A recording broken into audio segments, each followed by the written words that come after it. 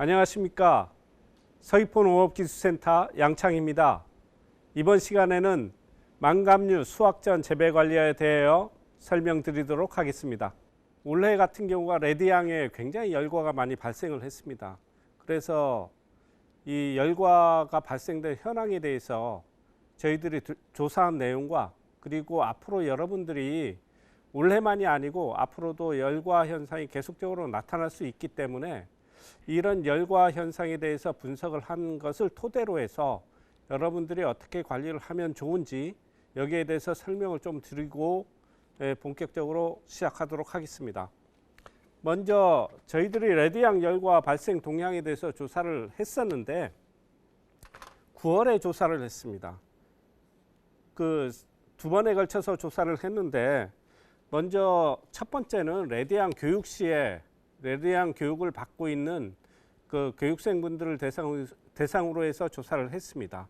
그리고 두 번째 조사한 거는 저희들이 레드양 핵심 기술 분야에 대해서 20여 농가를 집중적으로 이렇게 교육을 하고 있는데 그때 교육을 할 당시에 농가를 찾아가서 현장 컨설팅 할 때 그 농가의 열과 발생 현황과 그리고 그분들이 그 여론을 토대로 해서 조사를 했습니다. 이 조사한 내용에 대해서 간략하게 살펴보면 먼저 열과 발생에 대해서 어느 정도 발생이 됐는지 그 말씀을 들어봤는데 50% 초과가 됐다는 농가, 그리고 50에서 30%, 그리고 30에서 20%, 20% 미만, 이렇게 해서 네 가지로 해서 저희들이 조사를 해봤습니다. 레드양 교육 시에 조사를 했을 때는 50% 이상 열과가 되는 농가가 어느 정도 되는지 조사를 해보니까 한 10% 정도가 50% 이상 열과가 됐다, 이렇게 그 손을 들어서 설명을 했고, 50에서 30%는 몇 퍼센트 됐느냐? 30% 정도 됐습니다. 30에서 20%는 어느 정도 되느냐면 약 50% 정도 됐습니다. 20% 이하는 몇 퍼센트 되느냐? 10% 정도가 됐습니다. 여기를 보면 50% 이상 열과가 된 농가가 한 10%고 20% 밑으로 열과가 된 농가가 한 10%다. 전체적으로 봤을 때는 30에서 20% 정도 열과된 게 50% 돼서 아마 대부분이 30에서 20% 정도는 열과가 됐지 않았나, 이렇게 판단을 하고 있고, 다음 두 번째로 저희들이 조사를 한 거는 레드양 현장 컨설팅을 할 때 농가별로 다니면서 조사를 했습니다. 이때도 마찬가지 똑같은 방법으로 조사를 했었는데 50% 이상, 50%를 초과해서 열과가 된 농가는 없었습니다. 다음 두 번째가 50에서 30%는 몇 퍼센트 됐느냐? 13%가 됐습니다. 30에서 20%는 몇 퍼센트가 됐느냐? 62%가 여기에 해당이 됐습니다. 20% 미만은 어느 정도냐? 25%가 됐습니다. 그리고 이거는 현장 컨설팅에 가서 저희들이 농장을 가서 실질적으로 조사를 해본 거고, 여기 왔던 분들, 거기에 왔던 분들을 대상으로 그 현장 컨설팅에 동참을 안 했던 분들 같이 해서 여론조사를 해보면 여기도 마찬가지 50% 이상은 없었습니다. 50에서 30%가 17%가 나왔고 30에서 20%가 49%가 나왔습니다. 20% 미만이 34%가 됐습니다.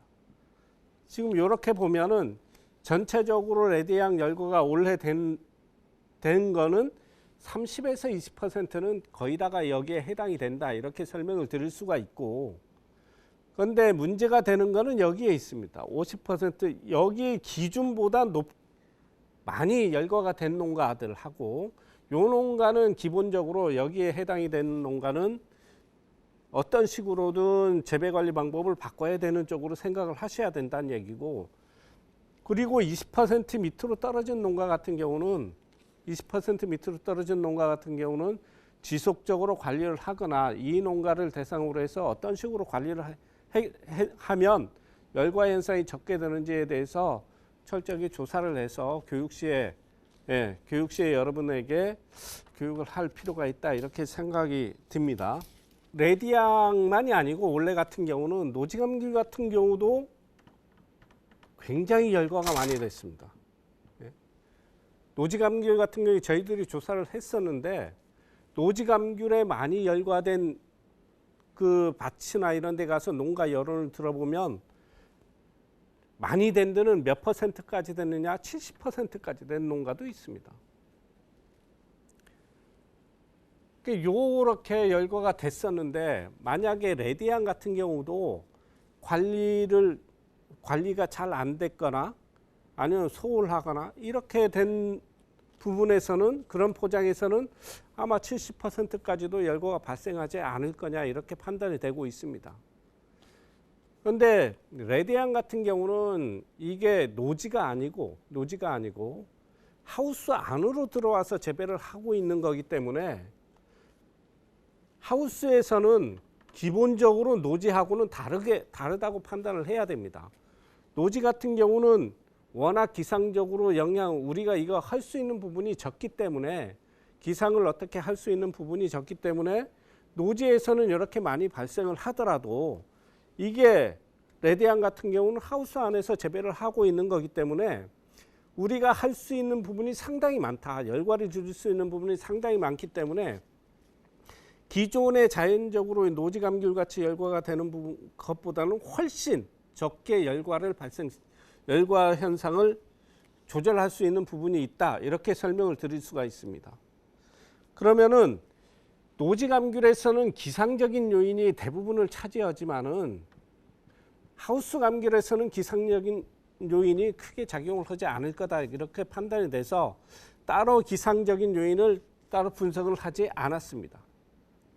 그래서 요 하우스 안에 들어왔을 때 아까 저희들이 조사를 하면서 느꼈던 부분을 설명을 하면 첫 번째가 지대가 높은데 저희가 서귀포 지역에 조사를 했는데 일지도로 밑으로 이렇게 재배가 되는 그 지역에서는 열과 현상이 심하게 나왔고 중산간도로 이상 이렇게 재배하는 그런 데서는 열과 현상이 상대적으로 적게 나왔습니다. 그래서 지대가 높은 데는 열과 현상이 좀 적게 나왔다. 이렇게 설명을 드릴 수가 있고, 다음 두 번째가 관수 시설을 점적 관수를 하거나 그리고 그 토양에다가 부초 피복을 한 농가들이 있습니다. 부초 피복을 한 농가에서는 상대적으로 열과 현상이 적었다. 이렇게 설명을 드릴 수가 있는데 요 농가들을 대상으로 해서 저희들이 의견을 나눠 보니까 평년이나 전년에 비해서 열과량이 상대적으로 적었다. 이렇게 설명을 드릴 수가 있었습니다. 다음 세 번째가 이거와 반대로 열과 현상이 많이 나왔던 그 하우스의 특징을 보게 되면 비화산의 토나 토양적으로 봤을 때 비화산의 토나 아니면은 밑에 쪽에 안반이 있거나 작토층이 좀 얇거나 그래서 밑에 안반이 있으면은 이런 밭에서는 열과 현상이 굉장히 많이 나온 그런 특성을 보이고 있습니다. 다음 네 번째가 수세가 약한 농가 그리고 과다착과된 농가. 아무래도 과다착과되면 수세가 약해지기 때문에 수세가 약하거나 아니면 과다착과된 농가에서는 상대적으로 열과 현상이 많았다. 이렇게 설명을 드릴 수가 있고, 그리고 다섯 번째가 어린 나무입니다. 어린 나무에서 수령이 5년생 이하 이렇게 어린 나무에서는 상대적으로 열과 현상이 많았다. 이렇게 설명을 드릴 수가 있는데, 그래 이걸 나눠서 보게 되면 지대가 높은 쪽 그리고 점적이나 부초나 이런 것들이 있는 데는 열과 현상이 적었고, 그리고 비화산의 토나 안반이나 이런 데 재배되는 데는 열과 현상이 많고 수세가 약하거나 과다착과되거나 한 데는 열과 현상이 많았다. 이렇게 설명을 드릴 수가 있겠습니다. 그리고 참고로 설명을 하는데 우리가 그 시설을 하시는 농가들을 보게 되면 가끔 차광을 하시는 농가들이 있습니다. 예, 차광을 하면 뭐 열과 현상이 적을 거 아니냐 해서 차광을 하시는 농가들이 있는데 요 차광한 데를 저희들이 조사를 했습니다. 조사를 해보니까 요 차광을 하든 안 하든 열과에는 영향이 없다. 이렇게 판단을 했습니다. 그래서 차광을 하든 안 하든 열과가 발생되는 것에서는 큰 영향을 미치지 않았다. 이렇게 설명을 드릴 수가 있습니다. 그럼 이 레드양 열과 발생에 대해서 분석을 좀 해보면 두 가지로 나눠서 분석을 좀 해야 될 것 같습니다.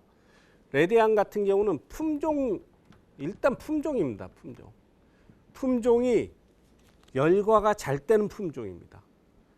그럼 품종이 열과가 잘 되는 품종을 보게 되면 우리 레드양 같은 경우 레드양도 열과가 잘 되는 품종이고 온주밀감도 열과가 잘 되는 품종이 있습니다. 그게 예전에는 굉장히 많이 재배를 했었는데 지금은 많이 재배를 안 합니다. 열과가 많이 발생하기 때문에 재배를 안 하는데 뭐 아시는 분들은 많이 아시는 다원 품종 같은 경우가 열과가 굉장히 많이 나옵니다. 그리고 예전에 재배했던 오렌지 같은 경우도 열과 현상이 많이 나오는 품종입니다. 그러나 이 품종으로 봤을 때 레드양 같은 경우는 기본적으로 열과가 많이 나오는 품종이다. 이렇게 생각을 하셔야 됩니다. 그럼 이 열과가 많이 나오는 품종의 특성은 어떤 것들이 있느냐면 이런 품종의 특성은 첫 번째가 껍질이 얇은 특성을 나타냅니다. 껍질이 얇게 되면 열과 현상이 많이 나오는 그런 특성이 보이기 때문에 껍질이 얇은 품종에 해당이 되고 그리고 두 번째가 배꼽이 있는 품종. 배꼽이 있는 품종이 열과가 많이 나온 품종입니다. 그래서 요 세 품종 같은 경우는 배꼽이 있고 껍질이 얇은 품종에 해당이 된다. 이렇게 설명을 드릴 수가 있고 이런 품종 특성이 이렇게 된다. 기본적으로 레드양 같은 경우는 열과가 많이 발생되는 해는 약 20% 정도는 열과가 된다. 이런 식으로 여러분들이 이해를 하셔야 됩니다.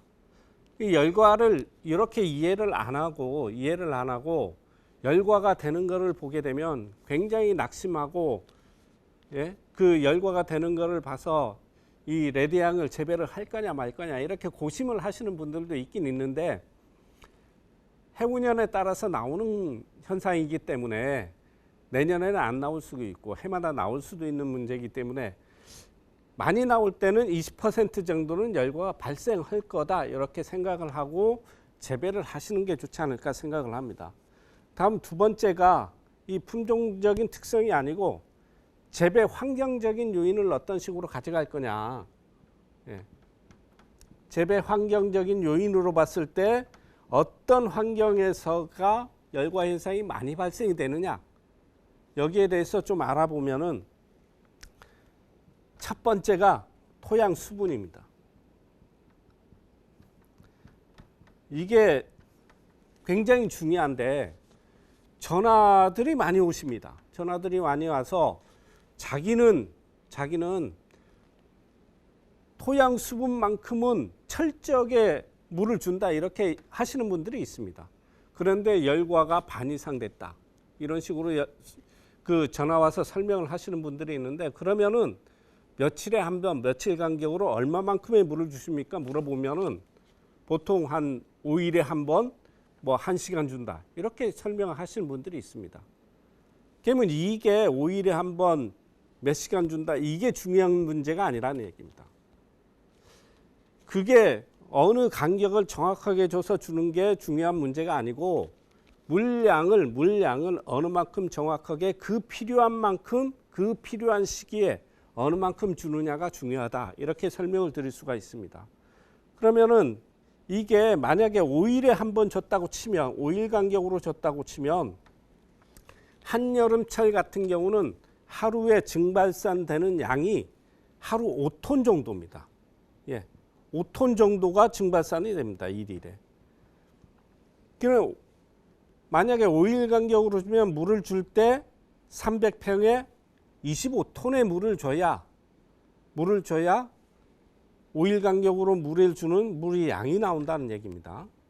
그럼 이게 만약에 5일 간격으로 이론적으로는 그게 맞는데 한 번에 25톤의 물을 줬다고 치더라도 그 물이 5일 동안 유지될 수 있느냐?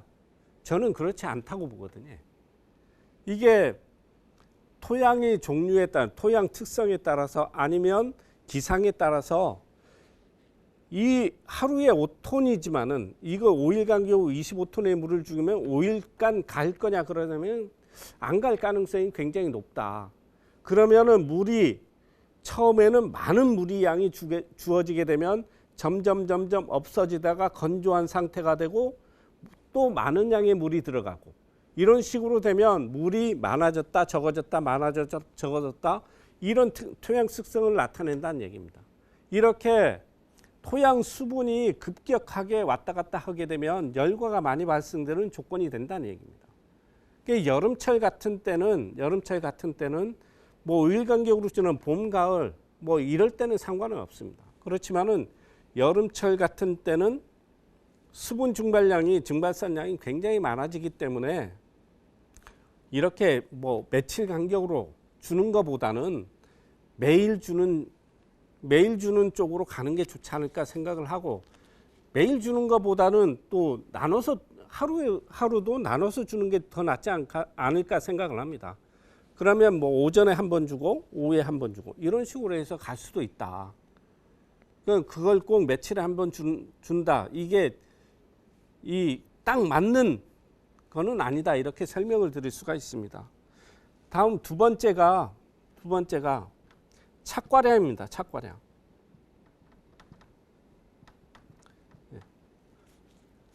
이게 레드양 같은 경우는 착과량이 많으면 많을수록 열과량이 많아질 수밖에 없습니다. 왜냐하면 착과량이 많게 되면 이 착과량 때문에 껍질이 빨리 얇아집니다.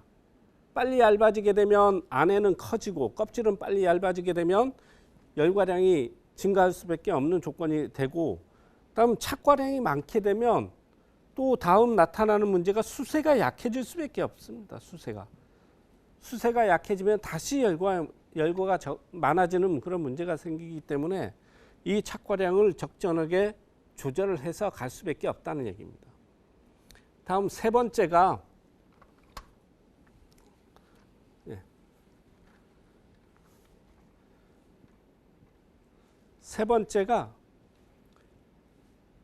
초기비대입니다. 초기비대. 초기에 열매를 어느 만큼 키워내느냐 이게 굉장히 중요하게 작용을 합니다. 처음에 열매를 잘 키워내지 못하면 이게 후기에 가서 열매를 키워내려면 착과량이 많아지고 수세가 약한 상태에서 똑같은 조건이 만들어진다. 그래서 초기 비대를 시킬 필요가 있는데 초기 비대를 시키려면은 봄순이 많이 나오는 나무가 만들어져야 됩니다. 봄순이 많이 나오는 나무라는 것은 전정이 잘 돼 있는 나무. 전정을 좀 강하게 해서 봄순이 꽃보다는 순이 많이 나오는 나무를 만들 필요가 있다는 얘기입니다. 그래야 초기 비대가 이루어진다. 이렇게 설명을 드릴 수가 있고 다음에는 네 번째는 온도입니다. 우리가 보통 온도를 얘기를 할 때는 그 기상청에서 얘기하는 그 공기 중의 온도를 각 그 농가분들이 다 생각을 하시는데 이 온도는 공기 중의 온도보다는 어떤 온도냐?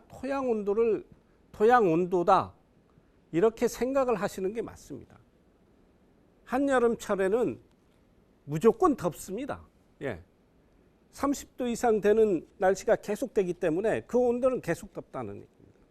그런데 그 온도가 문제가 아니고 토양의 온도가 30도 이상 올라가게 되면 뿌리 활동이 정지합니다. 뿌리 활동이 정지한다는 얘기는 무슨 얘기냐면 수분 흡수도 적어진다는 얘기입니다. 그러면 수분 흡수가 적어진다는 얘기는 수분이 많아졌다 적어졌다 하는 조건에 똑같이 들어간다는 얘기입니다. 그래서 뿌리 활동이 정지되지 않게끔 하기 위해서는 아까 먼저 설명을 드렸던 부초를 피복한다든가 아니면은 잡초를 좀 청경재배보다는 풀을 키우는 그런 방법을 쓴다든가 부초를 피복한다든가 이렇게 해서 토양 온도가 급격하게 올라가지 않게끔 그렇게 관리를 하시는 것이 좋지 않을까 생각을 하고, 다음 다섯 번째는 이 봄에 보게 되면 올해 같은 경우가 봄에 굉장히 비 날씨가 많았습니다. 그리고 습도도 높고 장마가 길게 갔습니다. 그러다 보니까 곰팡이병 방제가 잘 안 되는 경우가 있습니다. 곰팡이병이 방제가 잘 안 되게 되면 배꼽 쪽에 세포들이 죽어서 나중에 커질 때 보면 배꼽으로 이렇게 열과가 되는 증상이 나올 수가 있는데, 이런 곰팡이병 방제 같은 경우도 철저히 하실 필요가 있다. 이렇게 설명을 드릴 수가 있습니다. 그러면은 레드향의 열과를 어떻게 경감을 시킬 것이냐? 어떻게 경감을 시킬 것이냐는 아까 원인에 대한 분석이 필요하다는 얘기입니다. 첫 번째가 토양 수분이라는 얘기. 이 토양 수분이라는 것은 이 여러분들이 재배하고 있는 토양에 대해서 여러분들이 잘 아셔야 됩니다. 이게. 그러니까 어떤 데는 화산의 토고 토심이 깊고 그리고 자갈이 섞여 있고 이런 토양에서는 토양 수분이 잘 안 마릅니다. 토양 수분이. 그래서 그런 밭 같은 경우는 굉장히 열과 증상이 적게 나오고, 반면에 저쪽 대정이나 아니면 저쪽 한경 이렇게 거기 토양은 어떤 토양이냐면 비화산의 토양일 경우가 굉장히 많습니다. 비화산의 토양일 경우는 토심이 좀 얇고 그리고 안반이 있는 경우가 많고, 그리고 이 토양 자체가 수분 보유력이 굉장히 떨어집니다.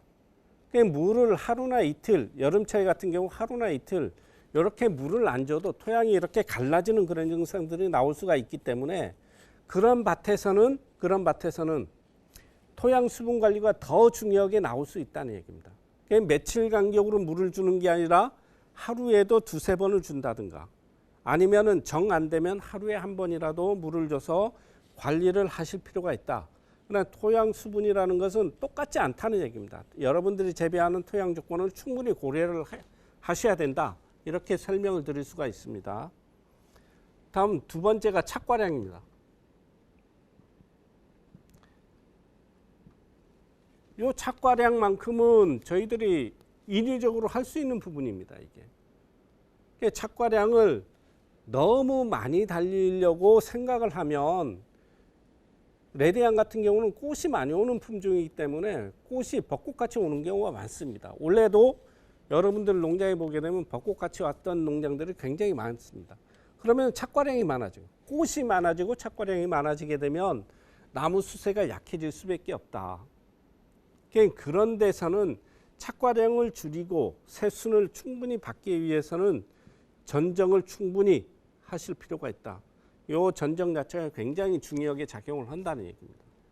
그래서 올해 착과량이 좀 열과나 이런 것들에 대해서 좀 많았던 포장에 대해서는 이 토양 수분, 전정 이런 거에 대해서도 굉장히 깊게 생각을 하셔야 된다는 얘기입니다. 다음 세 번째가 초기 비대도 요거하고 또 마찬가지 입장에서 봐야 됩니다. 전정을 잘 넣고 봄순이 충분히 나와 있는 그런 포장에서는 초기 비대가 충분히 이루어지기 때문에, 그리고 수세도 좋아지기 때문에 이런 열과 증상이나 이런 것들은 충분히 떨어질 수 있다. 이렇게 설명을 드릴 수가 있고, 생육기 온도 그리고 잿빛 곰팡이병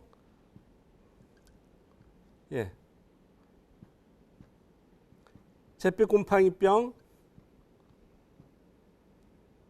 방제도 충분히 잘 하셔야 된다. 이것도 방제가 잘 안 되면 배꼽 쪽으로 해서 열과 증상이 많이 나올 수 있기 때문에 곰팡이병 방제도 충분히 신경을 쓰셔야 됩니다. 이 곰팡이병 방제 같은 경우는 처음에 할 때 설명을 드린 부분이 있는데 너무 계속해서 쳤던 약을 치게 되면 잘 안 듣습니다. 그래서 곰팡이병 같은 경우는 그런 내성이 충분히 생길 수가 있기 때문에 내성을 고려해서 그동안 안 쳤던 약제, 새로운 약제, 이런 것들로 해서 방제를 해 주시는 게 좋겠다. 이렇게 설명을 드릴 수가 있습니다. 이상으로 그 레드양 열과에 대해서 설명을 좀 마쳤고, 다음으로는 전체적으로 망감류 관리에 대해서 설명을 하겠습니다. 일단 10월 이후에 나무의 생육을 보게 되면, 생육을 보면 온도가 일단 햇빛 비치는 시간이 짧아집니다. 밤이 일찍 찾아오기 때문에 햇빛 비치는 시간이 짧아져서 증산량이 떨어지고 광합성량이 떨어지게 됩니다. 온도가 떨어지는 거지. 온도가 떨어지게 되면 광합성량도 떨어지고 증산량이 떨어진다. 전체적으로 나무 생육에는 불리한 쪽으로 가는 겁니다. 그렇지만은 이 부분에서는 성숙기에 해당이 되기 때문에 따라서 이 나무가 생육을 하는데 광합성량이 떨어지고 증산량이 떨어지게 되면 이게 떨어지게 되면 따라서 뿌리에서 수분 흡수력도 떨어지게 됩니다. 전체적으로 나무 자체가 조금씩 떨어지게 된다. 생육이 저하된다. 이렇게 생각을 하시면 되고, 다음 두 번째가 나무에 미치는 게 9월부터 11월 사이에가 생리적 화분화 시기에 해당이 됩니다.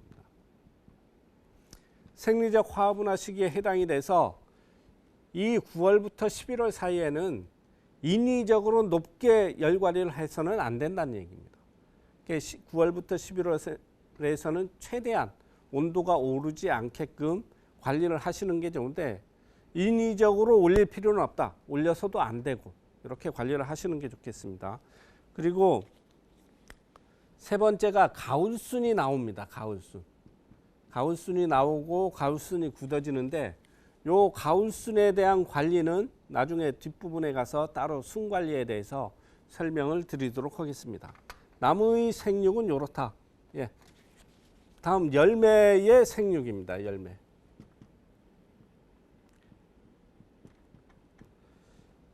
이 열매는 그동안 여름철에는 산을 빼기 위해서, 그리고 열매를 키우기 위해서 물을 굉장히 많이 줬습니다. 끊치지 않고 계속해서 많이 줬는데, 그러면 이 9월부터는 어떻게 되느냐? 9월부터는 당도가 증가하기 시작합니다. 9월, 10월, 11월에는 전체 당도 증가량이 대부분이 이때 이루어진다 생각을 하시면 되고, 그러면 당도 증진은 이때부터 한다는 얘기입니다. 산은 어떻게 되느냐? 산은 6월, 7월, 8월에 충분히 뺀 상태로 돼야 되는데, 문제는 뭐냐? 그렇게 안 된 농가들이 문제가 될 수 있습니다. 그래서 산을 빼야 되는데, 이 산을 인위적으로 빼기에는 온도가 좀 낮다. 그래서 인위적으로 빼는 데는 크게 어려움이 있기 때문에 산 관리에 대해서는 추가적으로 여기서 구체적으로는 설명은 안 하지만은, 만약에 산이 문제가 된다 그러면은 농업기술센터나 농업기술으로 그 전화를 하시고 충분히 상담을 받아서 산을 관리를 할 수 있게끔 여러분들은 하셔야 된다는 얘기입니다. 다음 두 번째가 온도가 낮아지게 되면 열매가 커지는 게, 열매가 자라는 속도가 떨어집니다. 자라는 게. 그래서 요 시기에 와서 열매를 키우겠다 하는 것들은 크게 문제가 되기 때문에, 그동안에 열매가 자랐던 것들을 가지고 요 시기에는 이 품질을 어떻게 만들 것이냐에 중점을 둬서 가야지, 여기에 와서 열매를 키우겠다는 것들은 잘못된다. 이렇게 생각을 하시면 되고, 그리고 이게 야간의 온도가 낮아지면 주야간 온도를 우리가 보통 얘기를 할 때, 주야간 온도 차가 크면 클수록 좋다가 생각하시는 농가들이 많습니다. 이거 예상외로.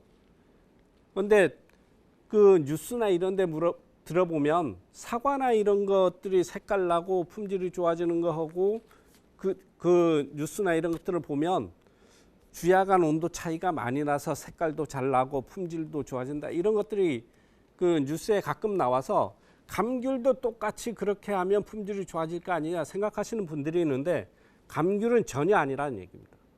감귤은 주야간 온도 차가 많이 나면 날수록 품질이 떨어집니다. 그래서 주야간 온도 차가 많이 안 나게끔 관리를 해 주시는 게 좋다. 감귤은 이렇게 생각을 하시는 게 좋겠고, 그리고 이 열매 크기나 품질을 어떻게 결정을 하느냐 하면 이 보통 10월 달 같은 경우 11월 달, 12월 달 이렇게 보면 열매 크기는 보통 여기 10월 달에는 한 75mm, 11월 달에는 80mm, 여기는 한 85mm 이렇게 생각을 해주시면 되고, 품질은 어떻게 결정하느냐? 당도만 일단 여러분들이 생각을 하시면 되는데, 당도는 따로 여러분들이 생각을 하셔야 될 게 10월 달에는 당도가 10브릭스가 돼야 돼요. 11월 달에는 당도가 11브릭스가 돼야 돼요. 12월 달에는 당도가 12브릭스가 돼야 됩니다. 1월 달에는 당도가 13브릭스가 돼야 됩니다. 월별로 이렇게 생각을 하시면 된다. 월별로. 그럼 여러분들이 품질 검사를 할 때 10월 달에 가서는 우리 감귤의 품질을 검사를 해보니까 10브릭스가 됐다. 정상입니다. 11월 달에는 11브릭스가 돼야 정상이고, 12월 달에는 12브릭스가 돼야 정상이고, 1월 달에는 13브릭스가 돼야 정상이다. 이렇게 생각을 하시면 됩니다. 물론 이거 말고 우리가 천혜향 같은 경우는 3월에 수확되는 거기 때문에 천혜향 같은 경우는 1브릭스 낮게 생각을 하시면 되겠죠. 1브릭스 낮게. 이렇게 생각을 하면 당도나 이런 것들을 기준을 정하는 게 굉장히 좋다. 이렇게 설명을 드릴 수가 있습니다. 온도 관리에 대해서 설명을 하겠는데,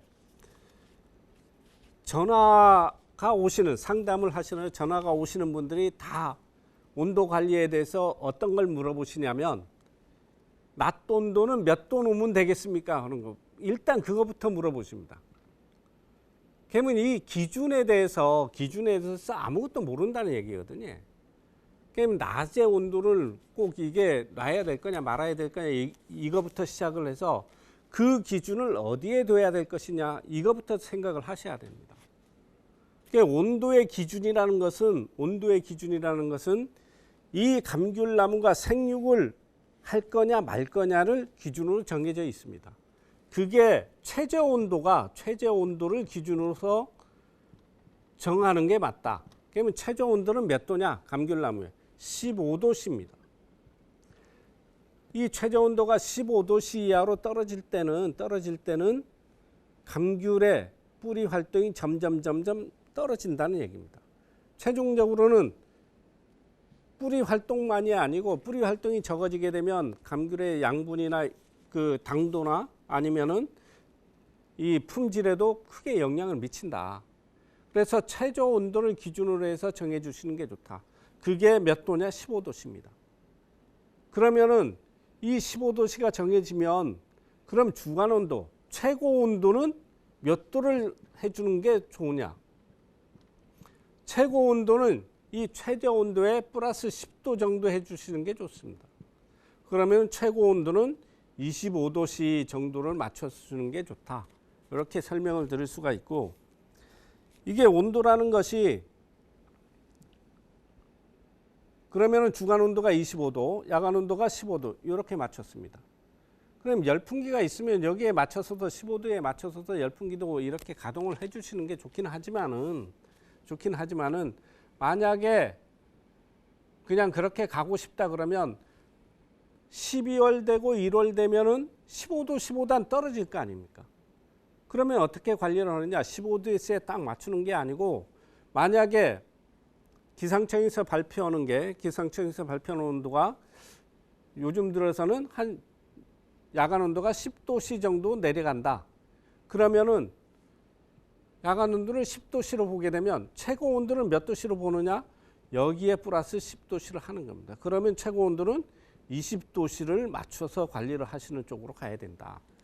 그래서 온도를 25도씨에 놓고 그냥 쭉 가는 게 아니고 이 최저 온도를 기준으로 해서 플러스 10도 놓고 이렇게 관리를 해서 쭉 천천히 온도를 낮게 관리를 해 주시는 게 좋겠다. 이렇게 설명을 드릴 수가 있고, 겨울에 가면 온도가 5도씨 이하로 떨어질 때도 있습니다. 그리고 하우스 안에 같은 경우는 열이 받기 때문에 하우스 안의 온도는 오히려 20도씨 이상 이렇게 나가는 때도 있습니다. 그러면 주야간 온도차가 한 15도씨까지도 날 수 있다는 얘기입니다. 그러면 이렇게 되면 어떻게 되느냐면, 이렇게 되면 하우스를 이렇게 완전히 닫았을 때는 어떻게 되느냐? 그러면은 주야간 온도차가 많이 났을 때는 하우스 안에 이슬이 맺힐 수가 있습니다. 그러면 아침에 가서 이렇게 열매를 만져보면 열매가 젖어 있거나 이파리가 젖어 있거나 그런 현상들이 보일 수가 있는데, 이게 주야간 온도차가 많이 나서 그렇다. 예, 그럴 때는 이슬이 맺히지 않게 관리를 하자면 주야간 온도차를 10도씨 정도로 관리를 하시는 게 좋겠다. 이렇게 설명을 드릴 수가 있겠고, 또 농가들이 좀 어려워하는 게 측창을 어떻게 닫아서 관리를 할 거냐. 네? 이거에 대해서 굉장히 어려워하시는 것 같습니다.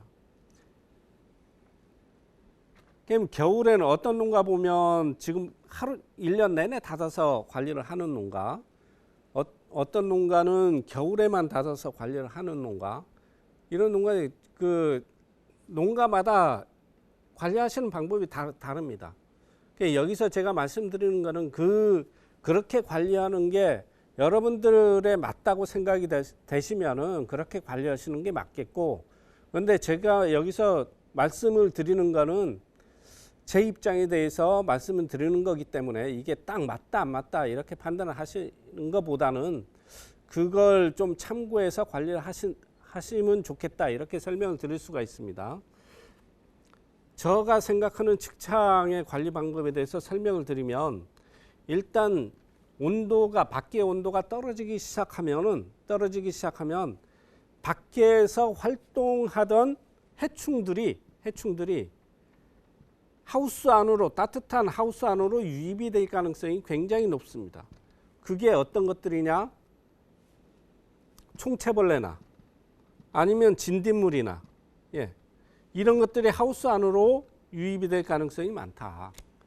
그래서 이 가을철이 되면서 밖의 온도가 떨어지기 시작하면, 특히 주변에 밭 농사를 하는 콩이나 그런 것들을 하시는 그 주변에 있는 하우스 같은 경우는 밖에 있는 그런 해충들이 하우스 안으로 유입될 가능성이 충분히 있다.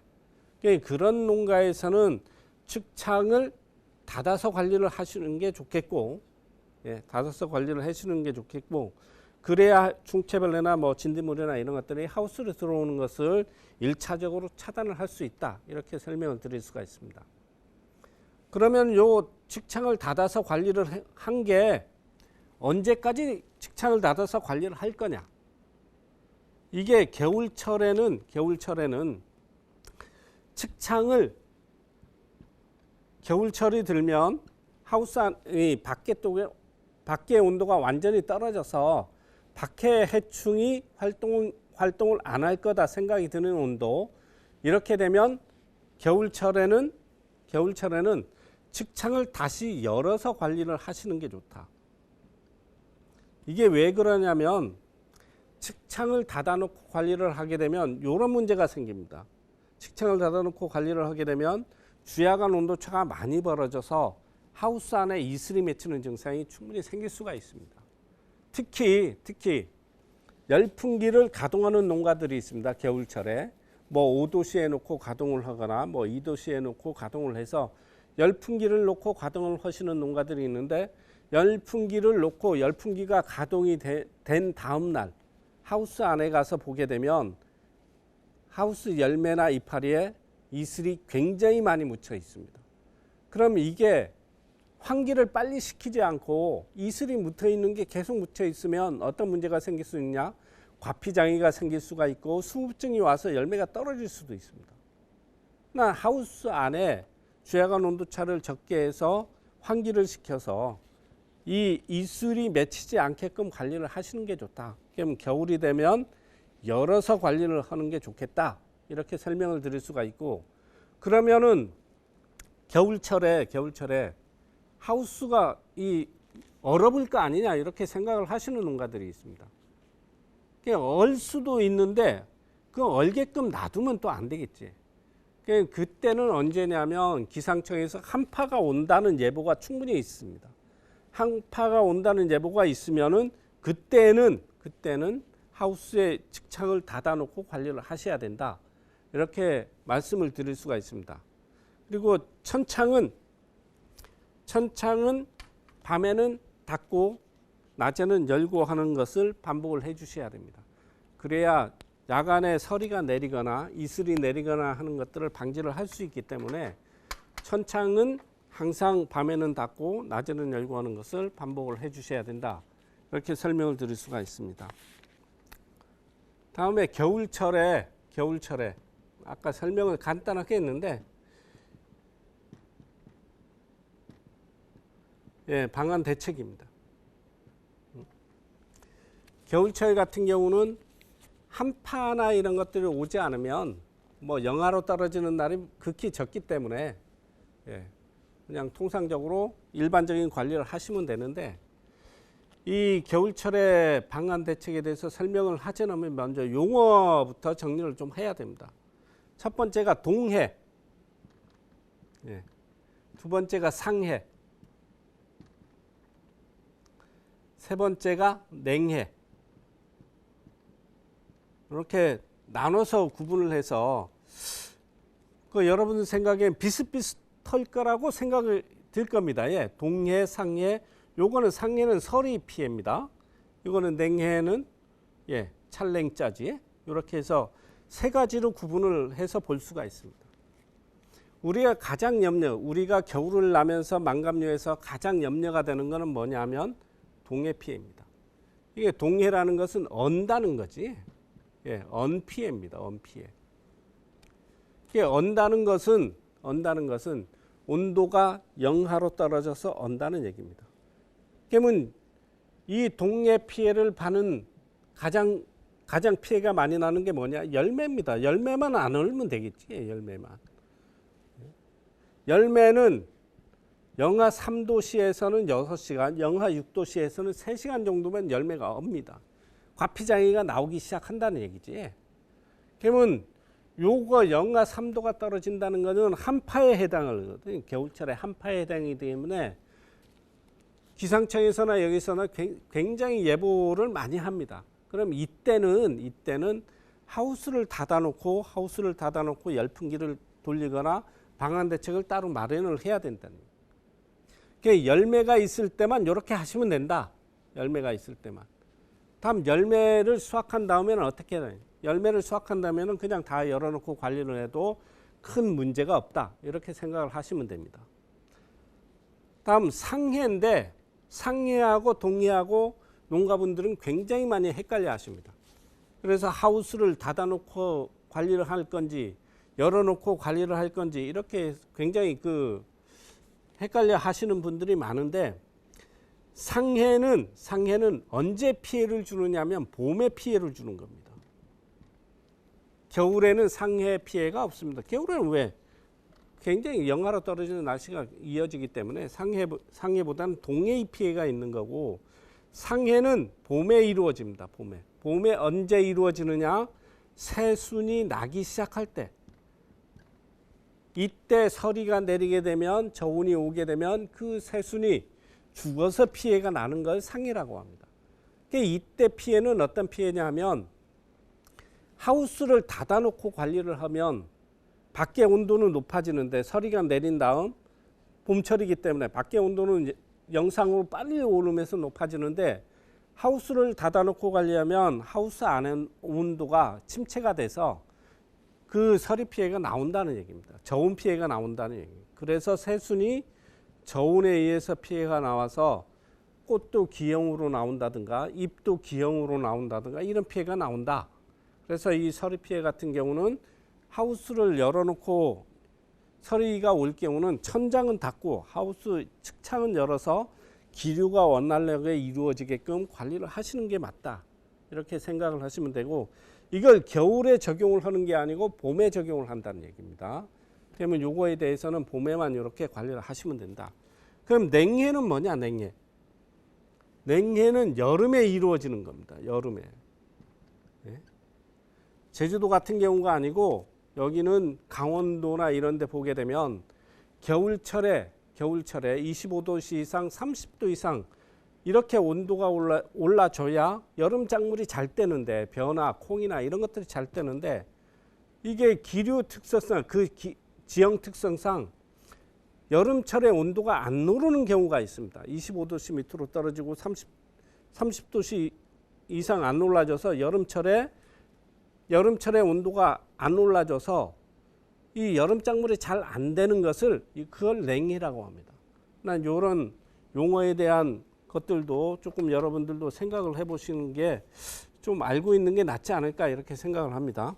예. 다음 성숙기. 예, 성숙기의 물 관리입니다. 예. 성숙기의 물 관리는 일단 품질의 기준에서 물 관리를 하시는 걸 추천드립니다. 예. 품질의 기준에서 하셔야 된다. 그러면은 그럼 성숙기를 어떻게 구분을 할 거냐면, 착색기를 기준으로 해서 착색 전과 착색 후 요걸 기준으로 하시면 되겠습니다. 그러니까 착색 전이라는 것은 일반적인 기준으로 해서 뭐 밑으로는 물 주고 정상적인 물 관리지, 정상적인 물 관리를 하시는 게 좋겠고, 착색 후는 완전히 성숙기에 해당이 됩니다. 이때부터는 품질을 기준으로 해서 물을 주셔야 되는데, 품질을 기준으로 한다는 얘기는 품질 검사를 하라는 얘기입니다. 예, 검사를 하고 우리 밭의 당도가 몇 브릭스가 나오는지, 산이 어느 정도가 되는지, 요걸 가지고 여러분들의 물을 줄 건지 말 건지가 결정이 돼야 된다.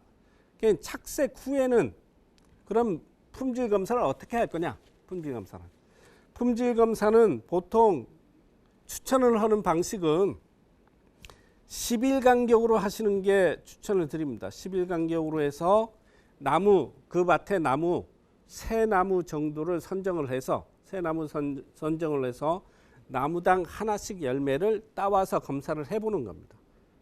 그래서 10일 간격으로 검사를 해서 이때 이 검사를 한 결과가 우리 밭의 기준에 적합하면 물을 주고 그보다 미달이 되면 단수를 해서 품질을 올린 다음에 다시 물을 주고, 이런 것들을 결정을 한다는 얘기입니다. 그러면 10일 간격으로 결정을 하면 물 주기 전에 검사를 하고 물 줄 건지 말 건지가 결정이 된다는 얘기입니다. 그리고 물을 주라 말라가 결정이 되면 거기에 따라서 관리를 하시면 된다. 이렇게 설명을 드릴 수가 있고, 이게 기본적으로 잘 안 되면 나중에서는 품질이 아주 미달나는 그런 감귤들이 나오기 때문에 철저하게 품질 검사를 하고 물 주는 것들을 결정을 하셔야 된다. 이렇게 설명을 드릴 수가 있습니다. 품질 검사를 했는데 그 네 가지로 구분을 해서 제가 설명을 좀 드리겠습니다. 당도는 높고, 산도 높고, 두 번째가 당도는 높고 산은 낮고, 세 번째가 당도는 낮고 산은 높고, 네 번째가 당도 낮고 산도 낮고, 이렇게 구분을 해서 네 가지로 검사를 해보면 딱 이게 네 가지에 아마 걸릴 겁니다. 그러면은 여러분들의 기준을 어디에 정할 거냐면 이 당도의 기준을 정하셔야 됩니다. 그래서 당도가 기준치보단 여기 보게 되면 높은 경우가 두 가지가 있습니다. 높은 경우가. 당도가 높은 경우는 그 다음 보는 게 산을 보는 겁니다.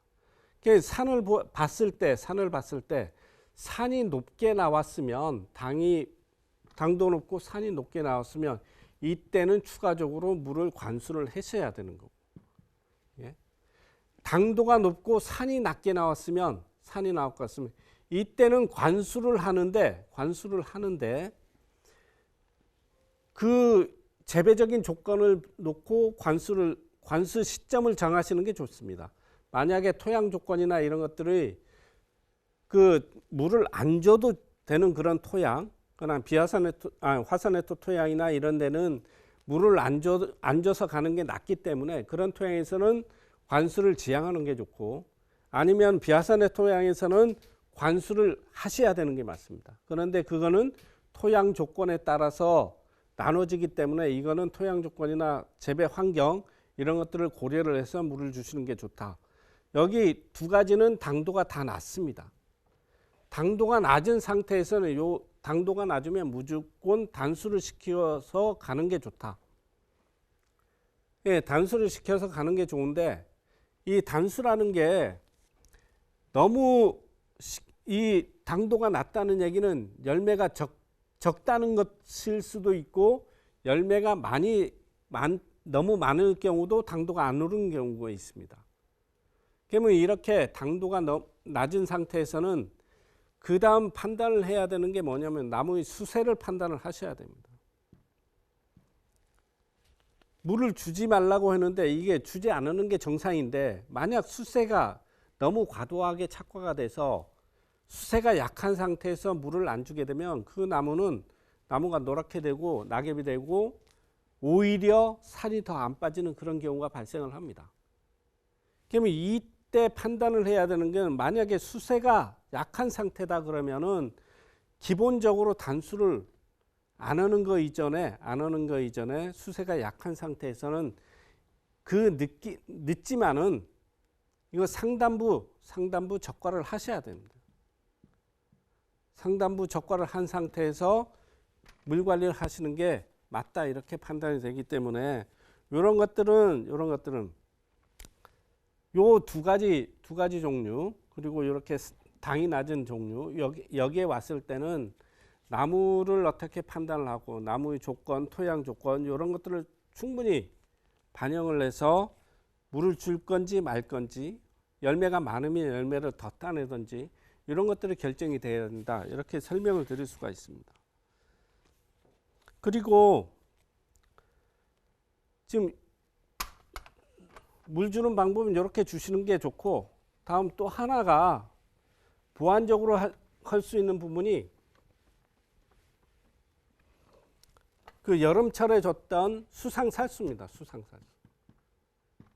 이 수상살수를 같이 병행을 하시면 좋은데, 이 수상살수의 장점은 뭐냐면, 이건 한 3분 정도 주는 겁니다. 위로 3분 정도 주는 게, 장점이 뭐냐면 이게 물을 줘도 토양에 안 들어갑니다. 예? 토양으로 들어가지 않습니다. 그냥 2%만 흡수하는 그런 정도 수준인데, 토양에 안 들어간다는 얘기는 뭐냐면 그대로 이건 물을 안 준 단수유 효과도 나오는 거고, 단수유 효과도 나옵니다. 그런데 위로 물을 뿌려주기 때문에 잎이나 열매에서는 수분을 흡수합니다. 수분을 흡수하기 때문에 산을 낮추는 그런 효과도 볼 수 있는 겁니다. 그래서 산이 많은 나무는 예, 아까 얘기한 당도도 낮고 산이 높고 그러면 이런 수상살수를 병행해서 해주는 것도 좋다. 수상살을 할 때는 여름철에는 저녁에 하시라고 이렇게 말씀을 드렸는데, 그런데 10월달 넘어가고 11월달 오게 되면 저녁에 못합니다. 해 떨어지기 한두 시간 전에 못합니다. 다음날 물이 잘 안 마릅니다. 이게. 그래서 이때는 오전 중에 하시는 게 좋겠고, 오전 중에 하는데 물 주는 양은 똑같이 3분 정도 주시는 게 좋고, 이게 3분 정도 줘도 오전에 주면 오후에는 완전히 마를 수 있는 그런 조건이 돼야 된다. 예, 이렇게 마른 조건이 돼야 된다, 이렇게 설명을 드릴 수가 있습니다. 그래서 물 주는 방법은 밑으로 물 주는 것이 기본이지만은 요 수상살수, 가을에 할 수 있는 수상살수 방법도 같이 병행을 하면 품질을 높이는데 크게 도움이 될 거다, 이렇게 설명을 드릴 수가 있습니다.